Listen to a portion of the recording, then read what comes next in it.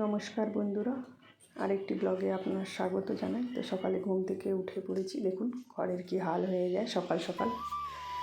তো আমি তাড়াতাড়ি করে ঘর গোছাতে শুরু করব এখন।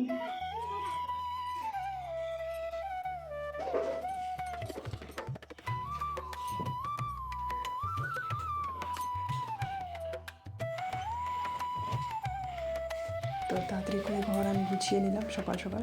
ঘর গুছানো কমপ্লিট থাকলে মনে হয় যেন সব কাজ হয়ে গেছে। তো সকালে আমি তাড়াতাড়ি ঘুম থেকে উঠে ব্রাশ করে আমি বিছানা টিছানা গুছিয়ে নিলাম।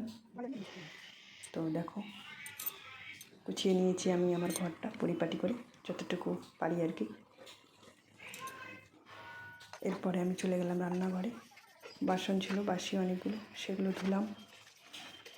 ধোয়ার পরে মুখ ধুয়ে আমি চলে এলাম চা বানানোর জন্য। চা বানানোর পরে বরকে দিলাম চা। তো সবাই মিলে আমরা চা খেলাম। তারপরে স্নান সেরে পুজো দিয়ে আর বাকি সব ঘরে সব কাজ করে আমি চলে এলাম রান্নাঘরে রান্না করতে। তো আজকে ছোটো মাছ নিয়েছি, সেটা আমি শুকনো করে মশলা দিয়ে তরকারি করব। এইদিকে করলা ভাজাও বসিয়ে দিয়েছি এখানে। তো দেখতেই পাচ্ছ এদিকে তরকারি বানাচ্ছি, সব মশলা দিয়ে টমেটো দিয়ে সেদ্ধ করা আলু দিয়ে, বেশ ভালোই লাগে। তোমরা বানিয়েছো কিনা কোনো দিন এভাবে জানিও আমাকে।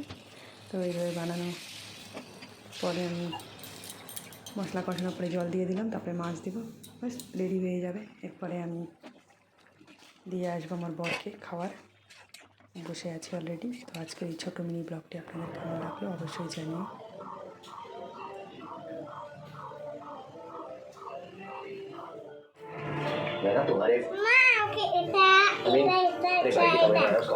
सबका भी गामछा ठीक कर।